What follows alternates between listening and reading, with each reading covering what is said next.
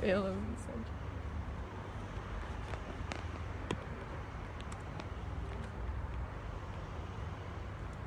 Okay, I'm gonna set it up. What? Yes. Je peux le mettre. Voilà, c'est bon. Ouais, c'est bon.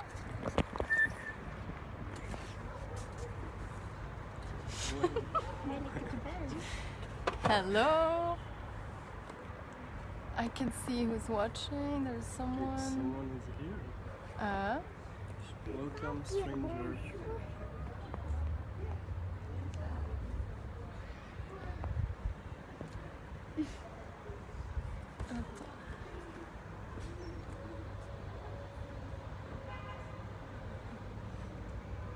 Hi, Divya.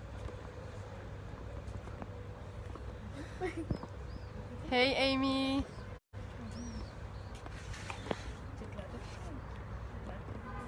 Tu es plus contente? God. Hello. Hi, Rina. Good to see everyone here. Hi. It's my first live, so please bear with me. And maybe you can let me know in the comments if you can hear me okay. Just want to make sure that the audio is working.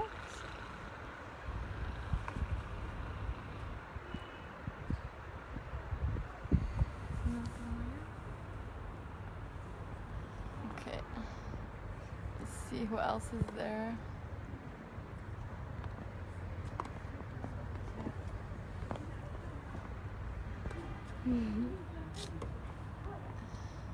Beep, beep. You can hear me. Okay, thank you so much, Selma. Perfect.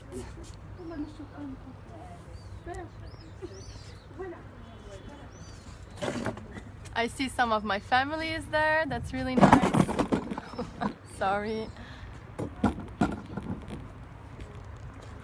As you can see, we're outside. For those of you who don't know me, my name is Pomme. I work for the Global Diversity Foundation and I'm part of the Rooted Everyday campaign. I'm just gonna wait a little bit more to see some other people joining. Can you present your friends for me? Yeah. Yeah. Okay, I see Elena's there, my cousin, my sister Lynn. Hey, Elena. This is Ali, by the way. Her He's friend? he's my friend and assistant for tonight. Yeah, I will be her comments reader. Yes, he's gonna help me because it's my first live. So Yeah. So bear with me as well. yeah. Hi, Alexia. Nice to see you. We're with you from Greece. Ooh, yeah. That's so cute. Tomorrow there will be a live on Instagram straight from Greece. So for those who don't know and who just joined, we're now in Morocco.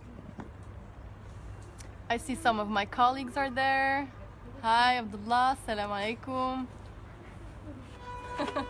Hi, Divya. Hey, Lynn. Tu veux dire bonjour? Vous voulez dire? Allez, hein. Just come here. Viens d'ici. Okay, we have here another friend, which Elia. is actually my niece. She's so cute. She will be with us on this small journey, I would say. On the small gathering. Yeah. We have a table full of food, but we won't show you yet, just yet. We got food. It's a surprise still. Salam alaikum. Hey, Salama. Rina. Good to see you all. How many are we right now? 11. 11, that's great. It's a beautiful start. That's a great start. Maybe the others who are here could let us know where they are from.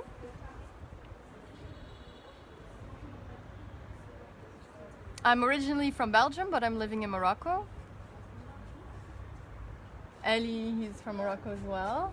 I saw that we have Alexia from Greece. Yes, great suggestion, Amy. You can all actually share the link with your friends so they can join in. There's still time before we reveal what we've been cooking today. London, we have Belgium. So great to see you all.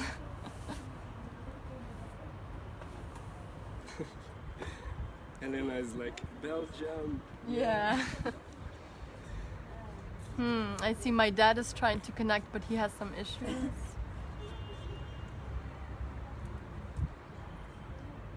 I see some of my colleagues. Soufiane, salam alaikum.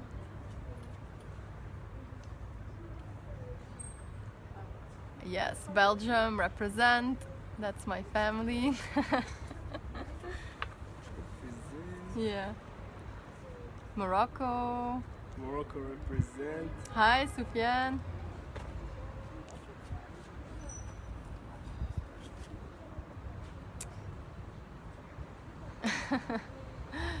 Oh, apparently somewhere I'm on a big screen right now. So great. I think we can start. I think we're a few people now. 31. Oh, we're 31. Okay, I saw only 10 people on my screen. But for those of you who just joined, my name is Pomme, and I work for the Global Diversity Foundation. We have a High Atlas Cultural Landscapes program here in Morocco, and we are part of a bigger partnership in the Mediterranean. We have partnered up with organizations in Portugal, Spain, Greece, and Lebanon. And as part of this partnership, we started Rooted Everyday campaign to raise awareness about the richness of the nature in the Mediterranean region, of traditional practices. And with this Food Heroes campaign, we want to raise awareness about all the amazing produce that come from the Mediterranean and the people who make this food, who produce this food. I see some other people from Greece who joined. Hello, Karima. It's great to see you all here. During this live, we're going to discuss a little bit about Moroccan food and about the people who produce the food that comes on our table. We're going to talk a little bit about the health benefits of the Mediterranean diet, and we'll talk a little bit about our ambassadors and our campaign. And obviously I'm gonna show you guys what I've cooked today. So if you've any questions or you want to comment on something, I have my assistant here who will help me. That's me. And I can watch on the screen as well. Hello, Bassam. I see Beirut. That's great to see. Perfect. Okay, so maybe we can talk a little bit about sustainable food and products. For me personally, I'm very happy to be part of the Rooted Everyday team, because we're a group of environmentalists who are all working for organizations or NGOs in the Mediterranean that really want to work towards sustainable development and that support local farmers, local producers, while also protecting biodiversity and nature. And so with this campaign, I especially love, because I really try myself to cook sustainably, and for me that means to purchase food from local producers. And one thing I think that COVID has taught all of us is that it's possible for us to change our food habits, because I think in a lot of communities people have been relying on local producers, and I think I really hope that that won't change, and I hope that people will keep supporting local businesses, because a few benefits of cooking sustainably, which for me mostly means like buying locally, is that you benefit the environment, because the products are produced locally, so they're not coming from far away, they're not being transported from faraway countries, and also you support your local community, you create you create local jobs, you support local farmers who sustain the local community and protect nature. Yeah, I see Amy, she agrees with me. So this is why we want to raise awareness about those people who are producing these sustainable foods, who are taking care of the land, who are putting food on our table, basically. And I'm happy to see that you're all here to learn more about it, or maybe to share your opinions about this. So feel free to ask me any questions about anything. Yeah, I'll be here to read the questions and Yes. try to. Yeah, I think I see some colleagues from Italy. Yeah. And I see, my sister Lynn, she agrees that buying local is definitely the way to go. So if any one of you want to want to share your experiences with local producers, please do. I think it's very important to support local farmers. And here in Morocco, the organization that I work for, the Global Diversity Foundation, we are all about supporting local farmers. And one of the products that I cooked with today are almonds. And are we ready to show them? Yeah. Of course. So we'll show you what we've been cooking up today. Yeah, our product was. Hi, hello. The product used was almonds, and it was used to prepare a recipe, a Moroccan recipe called. How do you call it? Ghariba. I'm gonna try and show them. Oops, there goes the almond. These precious little things. Yes. We made a paste of these almonds actually, and the result are these beautiful cookies. Maybe you can put them down. Do you want a cookie, by the way? Tu veux? Tu vas goûter? And you're gonna tell us if it's good or not. Sorry, we're just sharing cookies over here. You want a cookie, Ali? No, thanks. Okay. I will have one actually. So I'm gonna put these down and talk a little bit about almonds. Divya, tell me how was it to make these? I see you made these on Instagram. I saw that you shared pictures of it. Ours are really moist. You can see it maybe. The dough is really moist. They're really good. Pretty easy to make actually. The first batch was didn't work really well. Oh, didn't want one. Yeah, I can imagine. So almonds are one of the products that we've been featuring in the MedFood Heroes campaign, because in the High Atlas where we work, this is a really important product, and it brings a lot of revenue for local farmers, because it's a precious nut, and it's a beautiful nut. I really love it. It's really good for your health as well. Actually, I'm gonna have one. Yeah, you should have one. Bear with me, I just want to eat it. Are you going to try it? And one of the things I like to do is to eat almonds in the morning. Usually when we go out in the High Atlas, we have some tea and we eat some almonds, because they're really nutritious. They make you fill up a little bit, and they're really healthy fats. And these cookies, we did add some sugar, but almonds, when you make almond paste, naturally it becomes like very sweet, and we added some lemon zest, which makes it really nice. And so I don't know if you can see, but the texture, like when I squeeze it, it's super nice. Yeah. I don't know what Lynn said, but I think she said something about my mess. Yeah, I think Ali is making a mess right next to me, but I am as well. But anyway, really good. By the way, Divya said that she made 3 batches. Wow. I'm curious to know, how did she do the recipe and stuff? Divya, did you follow the recipe that we shared, or did you make some amendments? Did you maybe add some personal touches to the recipe? Because for those of you who don't know, if you go to the Rooted Everyday page, you'll see recipes not only from Morocco. There's so many delicious recipes from the other partner countries such as Lebanon, Greece, Spain, and Portugal. And yeah, we shared the ghariba recipe, so if anyone is interested in making them, the information is all there. And at the same time, you will be able to learn more about the people who produce the almonds, some of the farmers. So, and you'll learn a bit more about the product itself. And I see that Divya, she followed the recipe step by step, exactly, and that it was really easy.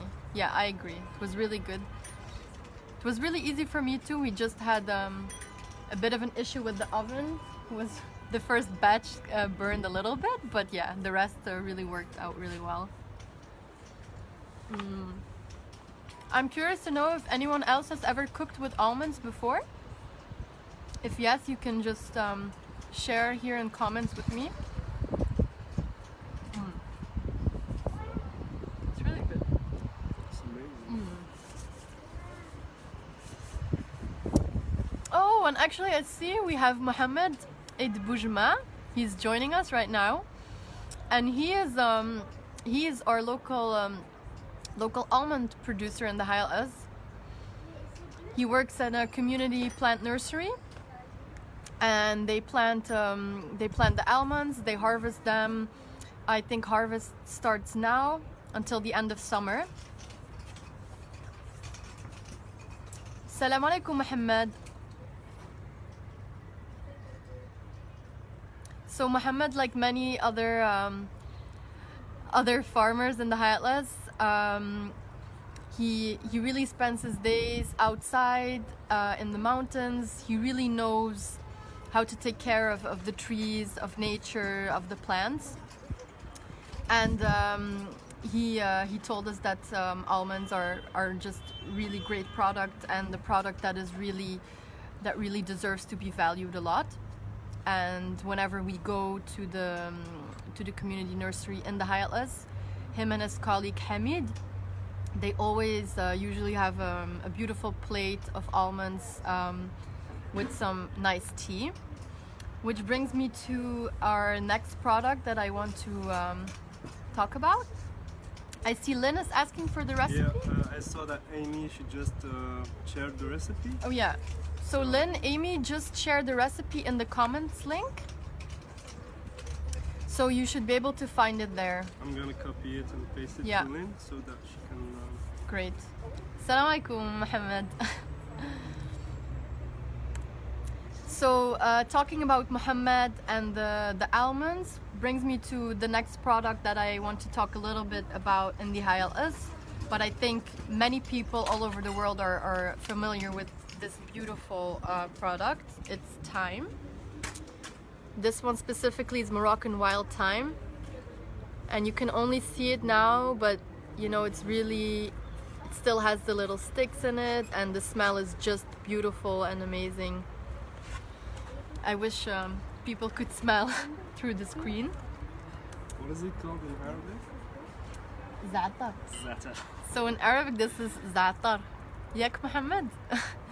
Mohammed can confirm as he just joined us. So, and what I did today, actually thyme, I cook with it all the time. I put it in oven dishes. I put it in my tea. I put it in salads. I put it on my potatoes. Actually, with everything. I don't know if you agree with me, but I love thyme. And what we did today is we made a tea with it. So I don't know, Ali, if you want to What? serve us some yeah. Moroccan tea with Okay. thyme. Let's cross our fingers and hope it won't be a mess. Yeah, So we can show... yeah. I'm just gonna show our tea master. So, can you speak Can you about show? the recipe of the tea? Well, this is a very simple recipe. It's actually just green tea, and I mixed some wild thyme with it. But as you can see, I don't know, the color is really beautiful, and I can tell you it smells really delicious, right? Did we add some sugar to it or not? Well, I think it's already prepared with sugar, so Maybe you can comment, did Ali serve the tea well or not? Because he Yeah, told me he please. was a bit my life nervous. is on stick right now. He told me he was a bit nervous. I was kidding. Abdullah, you just correct. He said zatra. Zatra is the Arabic word for time. Tu veux du thé? We're sharing tea with some of the people who are Sha. Sha. Sha. It's really good. Yeah, it's really good. Yeah, this is a beautiful teapot. I agree for those. It's a traditional one. It hasn't been used a lot, as you can see. It's for special occasions, but It's my mother's tea. yeah, it's Ali's mother's teapot, but it's a really beautiful one, I think. I'm gonna put this back. Cheers! Cheers, Alexia. Thank you. Really good. It's hot. To talk a little bit about time, with the person that works with Mohammed, also in the Hayatlas, is called Hamid, and he's been cultivating time for really for over the past few years, and it's a beautiful flower. If you can see it on the Facebook page, we've shared some pictures of the plant, and maybe even Abdullah, my colleague who joined us, he can add some things about Za'atra if he wants. Hello Hamza. Am I missing any comments or not? Yeah. Okay, I'm missing a lot of comments. I didn't know she said psaha. I wonder where you learned this in لا تكسحة. But anyways, I like thyme a lot because it's a very powerful herb. And like I said, Abdullah, maybe you can add in some of the health benefits of thyme. I know that Sam, Hamza, Yassine, Parce que. hello, J'aime pas. et Monique. Monique is the mom of Tom. Oh. Yeah. Hi. So yeah, back to thyme. Mohammed just told me that thyme is really good for health and wellness, and I couldn't agree more. And what I learned moving to Morocco is that whenever I feel sick or I have a cold or I don't feel well, the first thing my colleagues say is, drink some tea with thyme, or mix it a little bit with hot water, make, how do you say it, tisane? How do you say that in English? Tea. Yeah, it's a tea basically. And I specifically drink it a lot when I don't feel good in my stomach. It's really good for digestion. And good to know, Abdullah just said that there's over 20 endemic thyme species in Morocco, which is a lot. This specific one is called Thymus satyriodis, the scientific name, and it's endemic to Morocco and Algeria. And that means that it's originally from Morocco and Algeria, and it's an endangered plant as well. And this is one of the reasons that we want to support producers who produce this plant, because it's widely used but also threatened because it's over harvested. And so we want to produce this product because it's very good for your health. It's very nice as a flavor for your food. And it really deserves to be valued a lot, and it deserves attention because, as I said, this specific thyme is endangered. And our projects at Rooted Every Day, we really want to support everything that can protect and halt the loss of biodiversity. So Divya asked how many of these are found in the Hayatlas? Okay, maybe that's a question for Abdullah. Do you know, Abdullah, how many of the endemic thyme species are found in the Hayatlas? I know in the Hayatlas there's quite a lot, so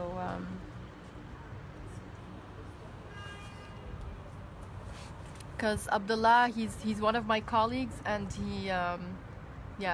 he's like many of my colleagues. They have an amazing plant knowledge, and I hope he can maybe answer your question, Divya. Just let's look out for the comments a little bit. Would anyone like to share maybe what they've been cooking, or do they use thyme in their kitchen? Amy talked about like a cake out of corn, Wow. and she shared it with your colleagues from Portugal. Yeah, that's really great. Yeah. I think if she can share the recipe with the others. That would be great. I see, Amy, that you talked about the acorn cake from Portugal, from our partners in Portugal. If you want, you can share that also in the comments, the recipe, because as we said, we were not only talking about Moroccan food right now. Just tonight, the focus is on Moroccan food, but we want to hear about you all and what you've all been cooking. Another question from Divya. Are all species of thyme used in cooking and medicine? I think you can use all of them, yeah. Maybe some are more strong and more appropriate for medicine. This one is really nice for in teas. But I also use this specific one in teas and for food. It really depends on, I think, on which region you are in, which specific time they have. But I think generally, yes, you can use them for both. Yeah, and my colleague Mohammed from the High Atlas, he can confirm that you can use all of its types. So that's really nice to know. Thyme is really amazing.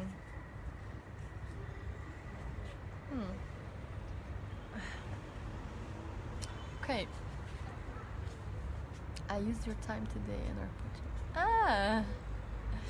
So I see that my sister in Belgium, whenever I go to Belgium, I bring spices because my family loves to cook just like me, and she just it's really great to see that she's been using it in her kitchen in a lovely oven dish. Sounds really nice with fish. So as you can see, you can use it for many different things, which is really nice. Someone else, Matiko says there's about 7 to 8 species of thyme in the Highlands. That could be right. I can't confirm, but I will definitely check with my colleagues. And thank you so much, Matiko, for sharing with us. Amy says that, yeah, thyme is really lovely with roast chicken and paella even. I love thyme a lot with potatoes, with everything really.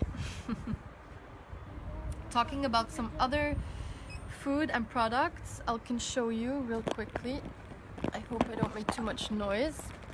So here, I didn't cook with it today, but this is couscous. This specific one is khmesi. It's a mixture of different cereals, and it's really lovely. And we actually have a very traditional couscous recipe also on the Rooted Everyday page if you want to try. It's with eggs. And another thing I have here, which I don't know if Soufiane is still there, but Soufiane, he's from the south of Morocco, and there you find beautiful dates.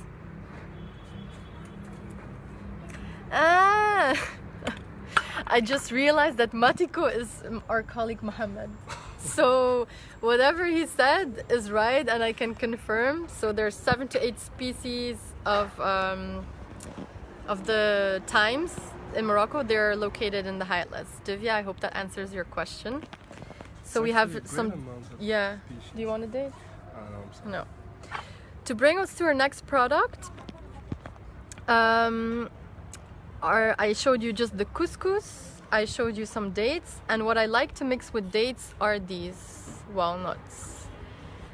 I actually grew up in Belgium. We had a lot of walnut trees as well, so I'm sure many of you have eaten walnuts, maybe have cooked with them. So I don't know if you have. Maybe you can share what you've been making with almonds. But what I like to do specifically with almonds is to put them inside a date. I don't know if you've ever tried it. Maybe to put an walnut inside a date. Inside a date, yeah. I think every Moroccan tried it at least once in Ramadan. And I'm just gonna put my phone back. By the way, someone just texted Amy, and she was watching the live, and she's definitely going to make the recipe of almond cookies. Oh yeah. And I really like encourage you to do this because it's an They're amazing super recipe. good.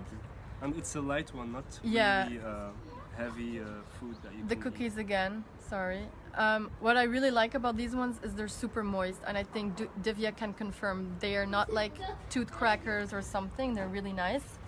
But so to talk a little bit about walnuts, these are another example of products that are so good for your health. They're very rich in omega-3s, they're healthy fats, they give you a lot of energy, and there's many benefits to them actually, for your digestion as well, for your gut basically. And if you haven't tried this yet, oh, I see one of my colleagues, Mohammed, he is crazy about walnuts. Whenever he can see walnuts, he eats them. Mohammed, have you tried eating a walnut inside a date? I think you have. I'm just preparing it now. So what I do is I open up the date, I take out the pit right here, and I put it inside. And what you get is probably the best snack ever. And the good thing about it is it's all natural. There's no added sugar. It's true that dates, they're very rich in sugar, but it's just a very healthy alternative. And at the same time, you can support, in the case of Morocco, local producers by buying dates that come from Morocco, and walnuts as well. We have some of our Met Food Heroes ambassadors in Morocco. Yeah, thanks everyone for watching, by the way. Thank you so much for being here. I see people coming and going. I see some of my friends. I see some people I don't know. I'm really happy that for my first live, you're all here. I don't know if we can, for example, invite someone to share the video live with us. I have no idea. Yeah, I think I saw this somewhere. This option? Yeah. So if someone wants to join the live and just share with us by video. Yeah, like Ali said, if it's an option, because I'm not very familiar with live, to be honest. But if you would like to share a picture or something else, please go ahead. We'd love to share the dishes with you all. Yeah, almonds inside a date you can do as well. This I put walnuts inside, and Abdullah, my colleague, just said that they eat it during weddings, right? Yeah. It's a snack during weddings. It's For actually, me, if I'm not mistaken, the husband and wife during the ceremony they exchange dates and milk. Okay. as Oh a yeah, celebration for their, like, dates and milk. That's yeah. true. But anyways, if you haven't tried this yet, I really highly recommend you to do so. It's super delicious, and one of the local producers that we work with, his name is Jamal, and maybe Mohammed, my colleague who is here in the live, can share more about him in the comments of who he is. But he's been growing almonds and walnuts as well since he's been very young on his parents' farm. And it's exactly these people who keep, traditional farming alive, who really take care of nature, who are part of, the guardians of high atlas communities, and who are producing these beautiful, organic, healthy products, and that really contribute, to everyone who wants to get involved in sustainable cooking. And this one is my favorite morning snack. My fingers are really sticky now, but I'm gonna eat it anyway. Okay, Divya, and question: what is the symbolism of dates and milk? I have no idea. Maybe if someone with us can share the answer about this, but I think it's a symbol of sharing the food, meaning that from this point on in their lives they will be sharing food and life in general. So that's the main symbol now. Yeah. Maybe Abdullah or Muhammad, you can share a bit more maybe in the comments what the idea is behind, the exchange of the date and the milk when people get married. Because I've seen this many times before, and I always thought it was something like this, it's like a symbol of sharing things, but if it's something else or if there's other symbolism there, I would love to hear more about it. But this is actually a really good question. Yeah, it's a really good question, Divya. Yeah. And what's nice, it reminds me of the fact that what's nice about this campaign is that even though I've been living in Morocco for several years now. I've never made Moroccan ghariba cookies, for example, and I keep learning about products and food and the people who make it. And I think this campaign is great in that sense, because I imagine that many of you, whether you're living in the Mediterranean or somewhere else, there must be beautiful local products that maybe you haven't explored yet, or local producers that you haven't tried yet from. And so I encourage you all to do so and to start exploring local food and local food suppliers, local farmers. So maybe you can share a bit more in the comments of how you've been supporting local producers and local businesses especially during the past few months. That would be really great to know. I see Abdullah, he said, or someone else. No, that's fine. Oh, Mohammed. So Divya Mohammed just said that dates and milk are a symbol also of Moroccan hospitality. And to come back to dates, during Ramadan, so during the fasting of the holy month of Ramadan for Muslims, we usually break the fast with a date. And this past Ramadan, I broke the fast with a date, walnut inside a date.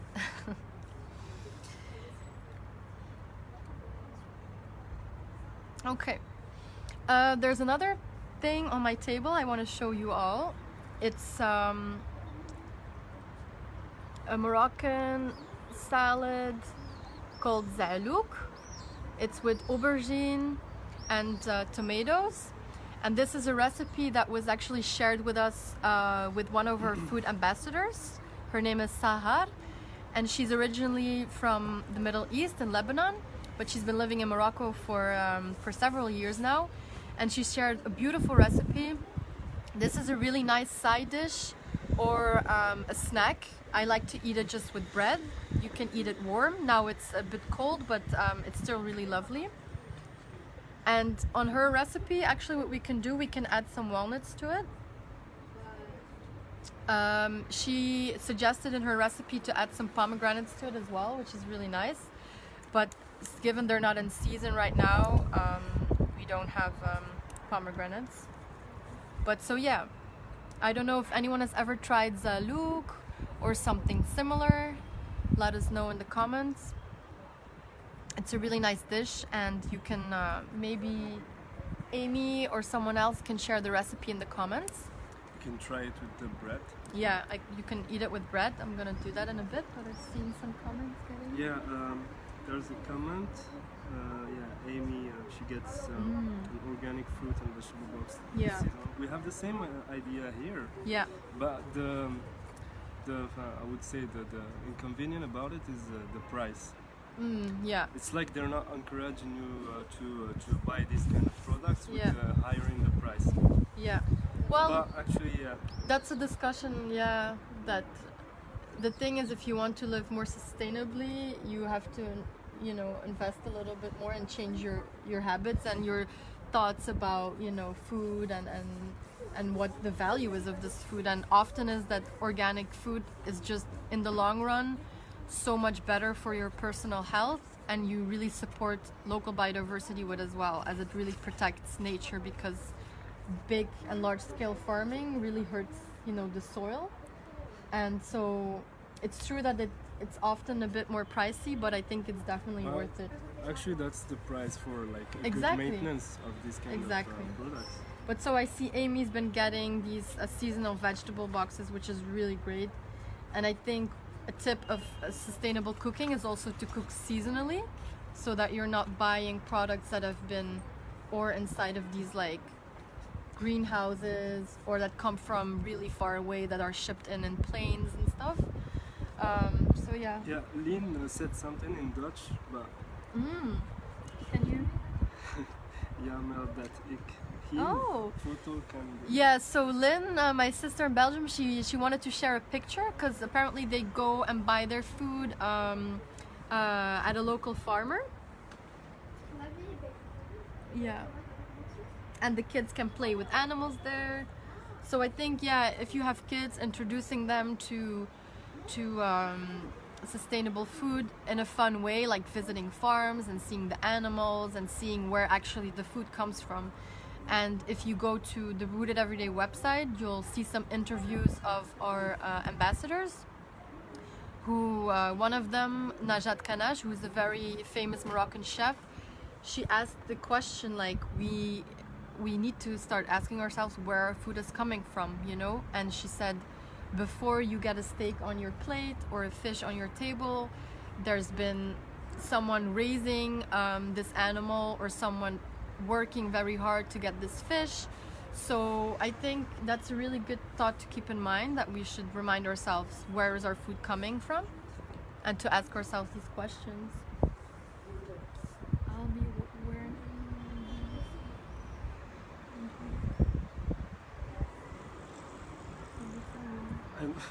A custom. Yeah. I don't.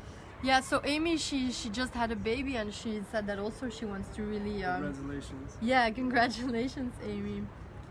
And All the best to... for her. Yeah, and to really introduce sustainable food and organic food for her personal health as well. Because I think people don't often realize what the health damage can be in the long run if you buy processed food, which often contains a lot of sugar. So instead you can have these beautiful natural products, these dates that are really rich in natural sugars, walnuts that are in natural fats, and almonds as well, omega-3s, and then thyme, that's just a very good antioxidant as well, I think. I don't know if my colleagues have any other health benefits to add to the products that we've been talking about, but those are the main ones. Yeah. Okay, Divya, she may anticipate what you will be talking about after, yeah? Yeah. Actually, yeah. Okay. Yeah, so Divya just asked about Biodiversity in the High Atlas and the links between nature and traditional knowledge of producers. So the High Atlas is very rich in biodiversity, very diverse. There's so many beautiful plants and animals, and what we've been seeing is that, you know, the environmental challenges that everywhere in the world we're dealing with on a certain scale. In Morocco, we see that the local biodiversity, especially in the High Atlas Mountains, is threatened by climate change a lot, and also by overharvesting. So overharvesting of plants and such as thyme, they're overharvested not only by people but also by animals. And this is why local producers play such an important role, because they've been maintaining certain practices where they protect, you know, the lands that they're working on, and they have a way of managing their lands that the soil remains healthy. So they use animals to fertilize the soil instead of chemical fertilizers, for example. And this is a really good example.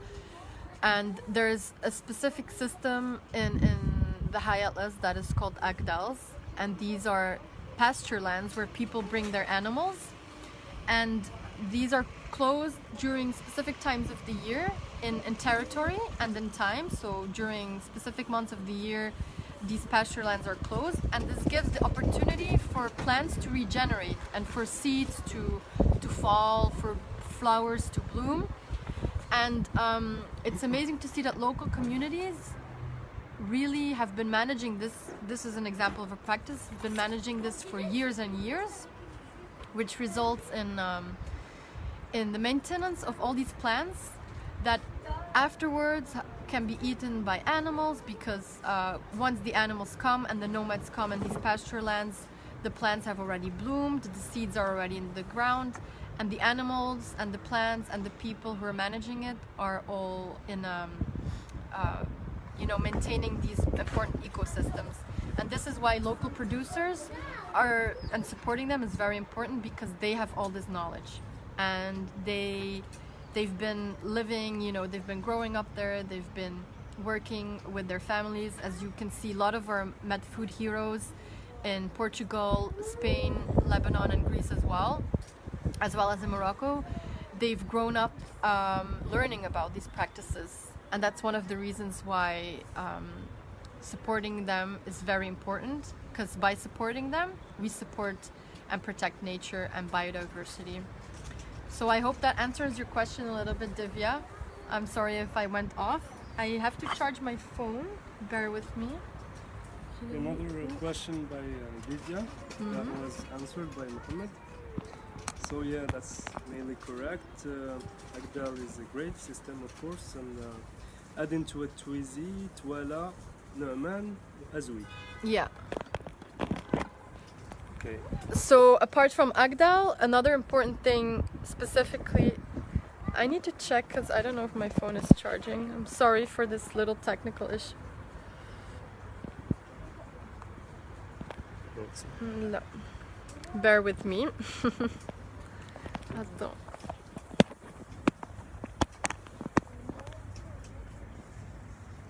La mesure.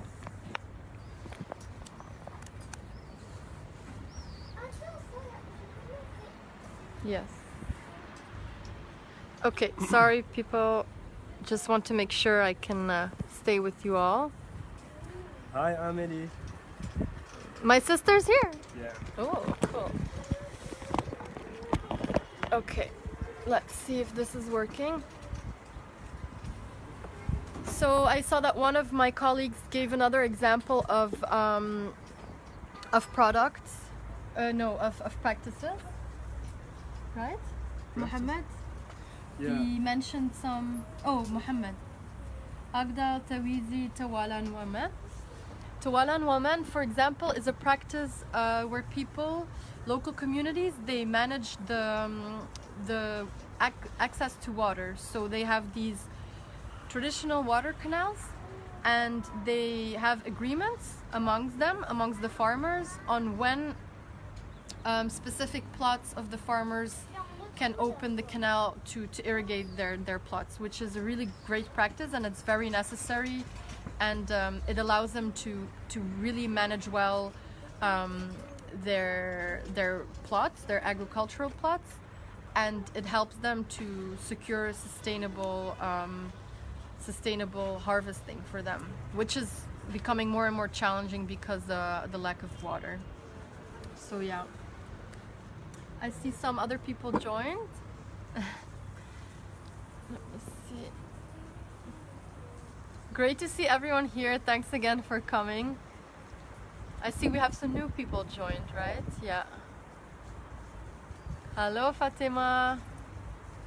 Hi, Amelie. Great to see you all. Amy shared the recipe for Zalouk. Zalouk, I'm yes. gonna pin it as a comment. And, Yeah. if someone wants So to try. Amy, if anyone is interested, she just shared the recipe of Zalouk, which is a Moroccan eggplant salad or aubergine, and it's really good. It's healthy and it's plant-based, vegetarian. And the food ambassador, the Med Food Heroes ambassador Sahar, who shared this recipe with us, she applies sustainable cooking in her kitchen as well. And for her, that starts with buying locally, which we've talked about a little bit just before. And she also mentioned about reducing waste in her kitchen. So she tries not to buy any processed foods, which often have, a lot of packaging, a lot of plastic. And she talks a little bit about that, and she even brings the waste of her food to the local donkeys in the Medina where she's living. So that's a really great way to avoid food waste, basically. Another way to avoid food waste is to eat leftovers and don't leave them in the fridge, because often the day after you cook something, I don't know if you agree with me, maybe you disagree, please let me know, but often once you cook something, the day after it tastes sometimes it tastes even better. So I think avoiding food waste, such as eating leftovers, or if you have chickens or animals, give them the food, or maybe your neighbors have chickens. That's a really great way as well. Or composting. Yeah, Abdullah added that Agdal Twizy are traditional practices which promote the conservation of local products, Exactly. which is a completion of what you said. Yeah, exactly, Abdullah. You're right. Because by protecting the local environment and nature and biodiversity, directly you are protecting, these products that people depend on. And it's not just for food. For example, thyme that we talked about earlier.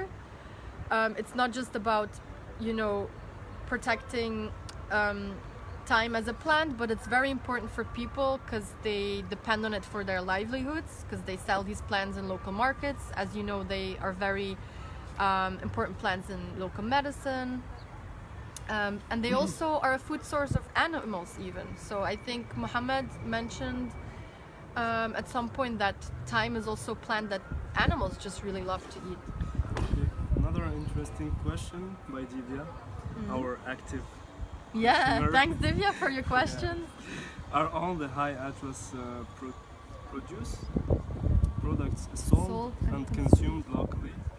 And is any of it exported to other parts of Morocco? I think my colleague Mohammed will be able to help me with this question. Mohammed, I don't know if you saw it, but Divya just asked about if the products in the high atlas are consumed locally, or are there products specifically that are being exported, or is she saying imported? Exported. Exported. So I know that a lot of smallholder farmers that we work with usually go to local souks to sell their products, such as the walnuts we've been talking about. The producer we know in Azilal, he sells them in the local market. The same goes for almonds, and the dates, same thing. Although I imagine these may be exported, but maybe Mohammed, you can give a comment on that. The thing is, the high atlas cooperatives where we work with, for example, our first step has been to produce these products locally, to bring them from the villages, for example, to the city, to Marrakesh, for example, where there's a lot of people, a lot of tourists, a lot of hotels. And I think a great step is to support first locally, to get products out there. But obviously there's products that are being exported as well. But the farmers that we personally work with consume it or themselves for their houses, or sell it in local markets. Yeah. Another question by Divya. Which animals like eating thyme? I think goats really like eat thyme, because in the high atlas we have a lot of goats. So the Agdal pasture lands that we've been talking about, for example, people bring a lot of goats there. Sometimes you see some dromedary, sometimes a few horses, but mostly it's sheep and it's goats. And as you may know, goats are great animals for mountains because they can climb and they love to graze in difficult places. So yeah, I don't know, Abdullah. Actually, my colleague Abdullah was in one of these pasture lands just this week. I don't know if you've seen any sheep or goats, Abdullah.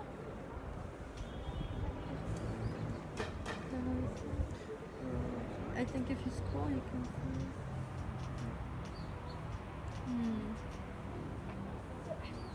Yeah, goats and sheep. Yeah. Yeah. So So Abdullah, to come back to your other question, Divya, there are definitely a lot of products that are exported from Morocco, which are the medicinal and aromatic plants. And as you know, these can be used not only for food or for medicine, but also in cosmetics. They're often used. And it's especially their essential oils that are very valuable. So essential oils, I think, definitely is one of the products that is exported a lot to Morocco. Yeah, a lot to other countries from Morocco. another question. I'm gonna maybe. serve myself some tea. Sorry, I'm thirsty. So does this cause any conflict between pastoralists and the thyme farmers? And fine. Yeah.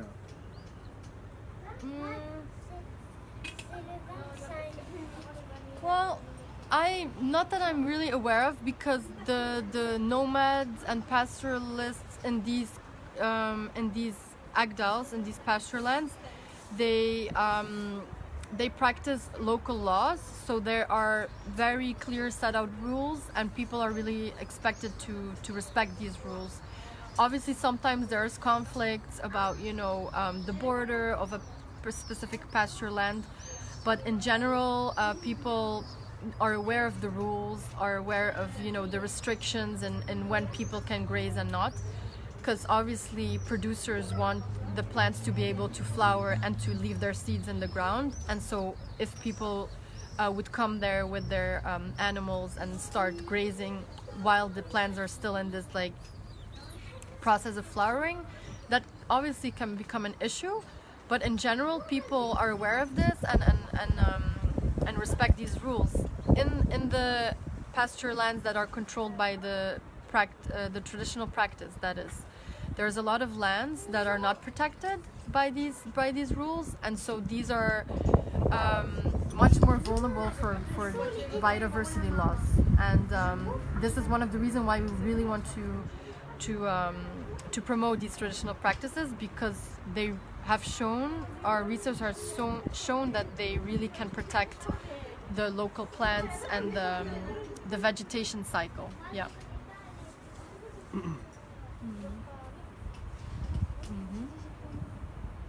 So to give a few examples of plants that are exported, we have to India. Even to India. There's one specifically that's Anacyclus spirituum. Yeah. You can. Abdullah also mentions verbena. Lavender is one of the plants you will find a lot in the high Atlas as well. Oregano. These are all examples of plants that are exported to other countries, and they're very important for their essential oils, because as I said before, these essential oils are very strong, and they're usually have a lot of health benefits and antioxidants and for specific illnesses. So yeah. Does anyone have any other questions? I see that we've been talking almost for an hour, so I hope I covered everything. I don't know, Amy or Divya, how am I doing? Almost all of the words. Yeah, thank you, Mohammed, for your. شكرا بزاف محمد. دابا كنقرا الكومنتير ديالك. شكرا. So my colleague Mohammed just said that a lot of products, I think especially where he lives, are used and consumed locally and for self-sufficiently. But in recent years, and this is why we've been starting to work with local cooperatives and local associations, people have been, gathering and trying to find ways on how to commercialize their products and make businesses out of this, such as the wild plants and almonds and walnuts and everything. In the meantime, I just want to show you all that we've had some people eating our cookies. Can you see it up there? No. So yeah, it means that they're good, I think. I recommend you all to try them. Oops. Yeah, thank you, everyone. We're having some good feedback. Yeah. Well, let me know. Do you have any questions? Maybe you can let me know what you're gonna cook this weekend, or maybe you're planning to cook one of the things, one of the Moroccan dishes that we've been talking about. There's another product actually on my table I want to show you. I think Abdullah or Mohammed mentioned it before. This is amlu. And are there people here who like peanut butter? I don't know. Do you like peanut butter? Yeah. Okay. Well, this is much better than peanut butter. Almond butter. It's a bit like peanut butter. You can compare it to it, but it's a bit more liquid. This one is made with argan oil, with honey, and with almonds, and it's really nice. It's really nice for breakfast. I know people also who make, pastries with it or cakes with it. I like to eat it just with a piece of bread. You just dip it in there.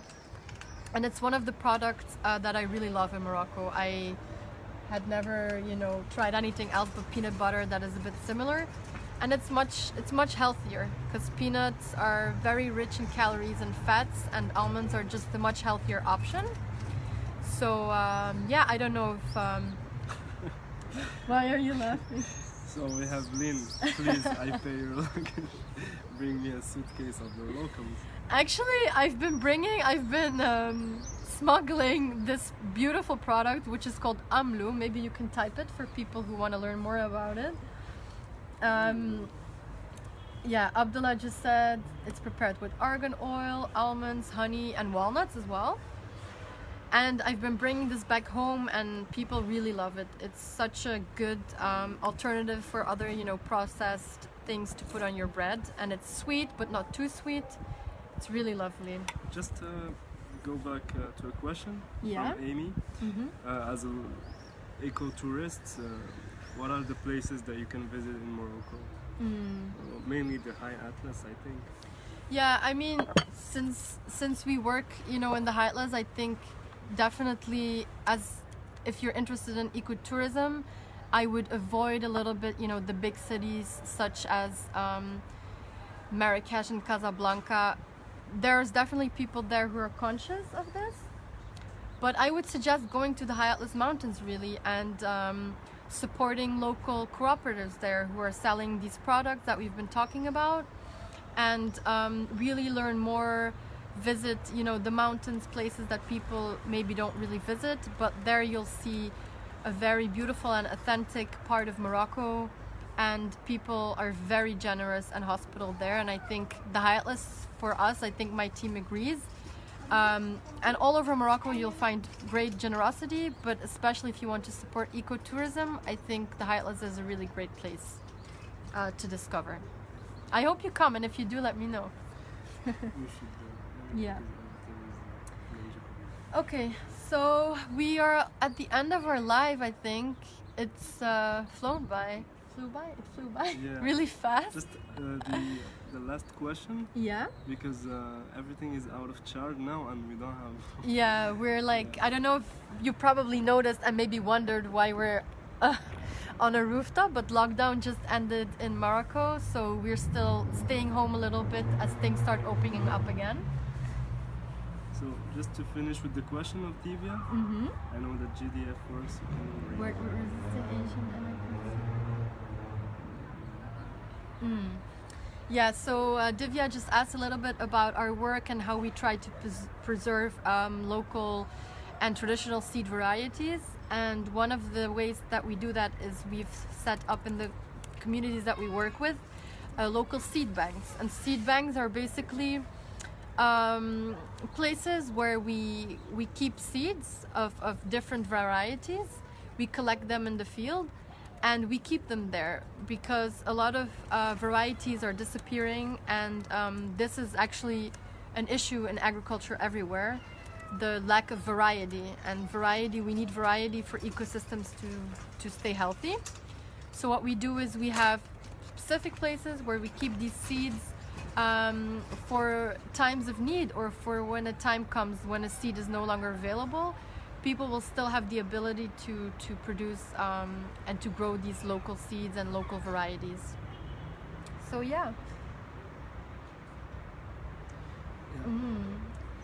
So, Some other tips, I think we'll have to round up fast. Divya, I hope I answered your question, and if not, for those of you all who are watching, if you go to the Rooted Everyday website, you can learn all about not only the practices that we do in the High Atlas, such as seed banks, but also in our other partners in the Mediterranean. You'll learn more about ways that we are, protecting biodiversity while also supporting local producers.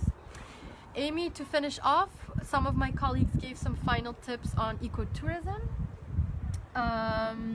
So one of my colleagues, Mohammed, suggests a visit to the High Atlas, in particular Al Haus, Eureka, Esni, and Imlil. So there you have already a few specific places that you can put on your travel list. I'm gonna put her in Oh yeah, what? great, thank you so much. So, yeah. And do we had some other suggestions? I think Abdullah maybe said something. Thank you, Mohammed. Yeah, I think my colleague Abdullah also suggested for the very adventurous people, if you want to support ecotourism, you can actually travel along for a little bit with nomads, with pastoralists.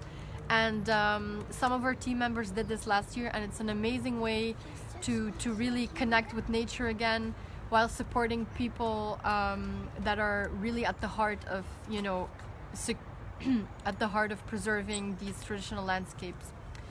So yeah, I see my friend Steph is there. Hi Steph. I really hope, yeah, you can all make it one day in Morocco. If you do, please let us know, and I hope that what we shared today inspires you a little bit more, not only about Morocco but also about exploring in your local community what you can do to support local businesses and to protect the environment. And I think if you do a little bit of research and have a look at our website for some tips, you can go a long way. The moon. And the moon is there. Finally. So yeah, I think yeah, we're at 9:05 right now, so we're ready to sign off. I think we're gonna have some tea and cookies.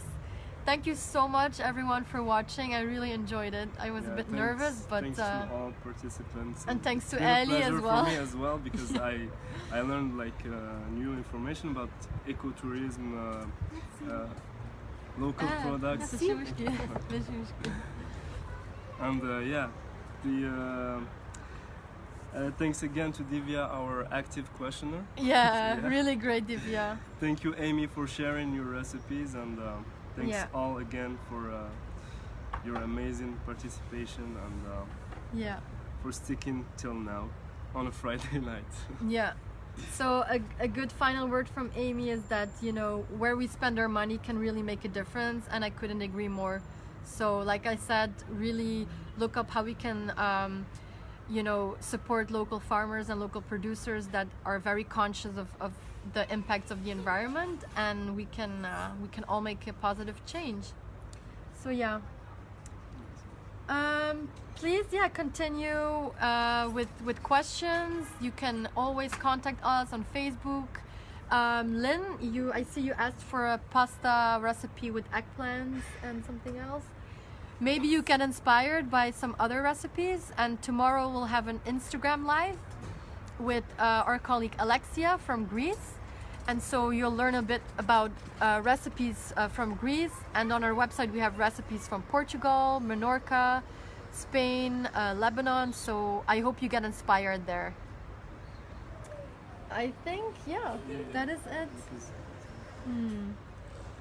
Thank you all so much for watching. I really enjoyed, and big hugs. Big hugs, yeah. Everyone from Morocco, and I hope, yeah, that wherever you are, that lockdown starts to end a little bit, and you can start sharing food again with the people you love, like we're trying to start this back up tonight on under an open sky in Casablanca. Okay, I had a great time too, Alexia. Thanks so much for joining. And like I said, join Alexia tomorrow on Instagram, which I will do for sure. I want to learn more about Med Food Heroes from there. Okay, thank you, Salma, for joining as well. And don't hesitate to contact us for any more questions. We're gonna finish off the cookies, and big hugs to everyone. Thank you for watching. Thank you. Bye Ciao, ciao. bye. Bye bye. Not signing off yet. How did I do this?